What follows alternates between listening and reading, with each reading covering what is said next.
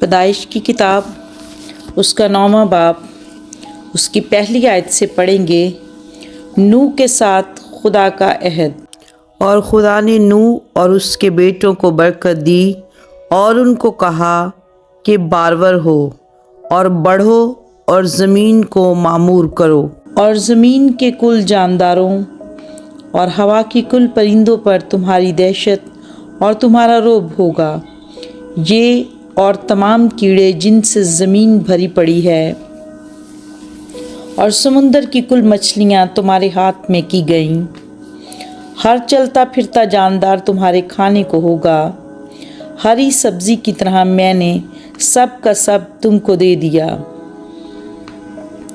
مگر تم گوشت کے ساتھ خون کو جو اس کی جان ہے نہ کھانا۔ میں تمہارے خون کا بدلہ ضرور لوں گا، ہر جانور سے اس کا بدلہ لوں گا، آدمی کی جان کا بدلہ آدمی سے اور اس کے بھائی بند سے لوں گا۔ جو آدمی کا خون کرے اس کا خون آدمی سے ہوگا، کیونکہ خدا نے انسان کو اپنی صورت پر بنایا۔ اور تم بارآور ہو اور بڑھو اور زمین پر خوب اپنی نسل بڑھاؤ اور بہت زیادہ ہو جاؤ۔ اور خدا نے نوح اور اس کے بیٹوں سے کہا، دیکھو میں خود تم سے اور تمہارے بعد تمہاری نسل سے اور سب جانداروں سے جو تمہارے ساتھ ہیں، کیا پرندے، کیا چوپائے، کیا زمین کے جانور، یعنی زمین کے ان سب جانوروں کے بارے میں جو کشتی سے اترے عہد کرتا ہوں۔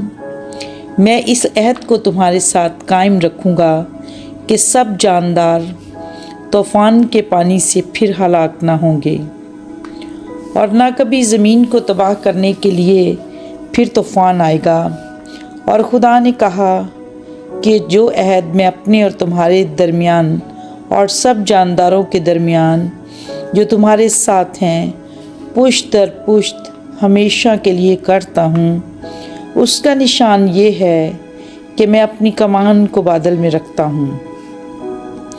وہ میرے اور زمین کے درمیان عہد کا نشان ہوگی، اور ایسا ہوگا کہ جب میں زمین پر بادل لاؤں گا تو میری کمان بادل میں دکھائی دے گی، اور میں اپنے عہد کو جو میرے اور تمہارے اور ہر طرح کے جاندار کے درمیان ہے یاد کروں گا، اور تمام جانداروں کی ہلاکت کے لیے پانی کا طوفان پھر نہ ہوگا، اور کمان بادل میں ہوگی، اور میں اس پر نگاہ کروں گا تاکہ اس ابدی عہد کو یاد کروں جو خدا کے اور زمین کے سب طرح کے جانداروں کے درمیان ہے۔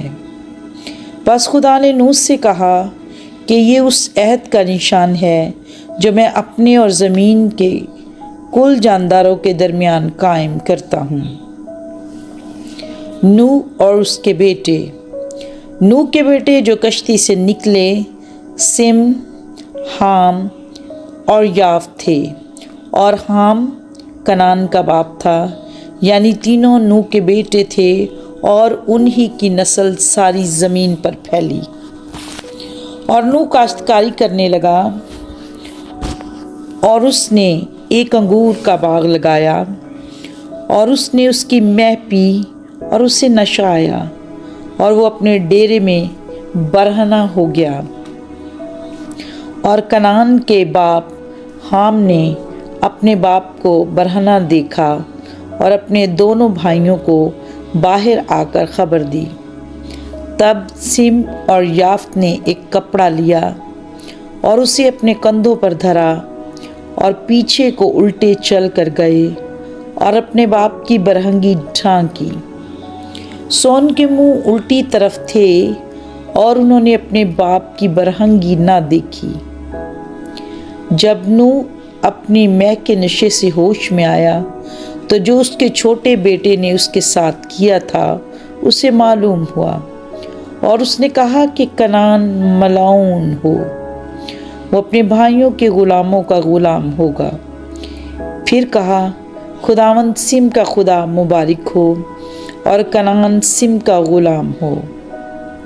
خدا یافت کو پھیلائے کہ وہ سم کے ڈیروں میں جا بسے، اور کنعان اس کا غلام ہو۔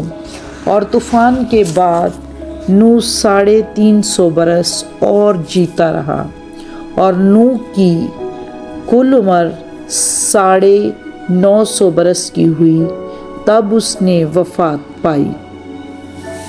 پاک کلام کے پڑھے، سنے، سمجھے اور عمل کیے جانے پر خداوند کی برکت ہو۔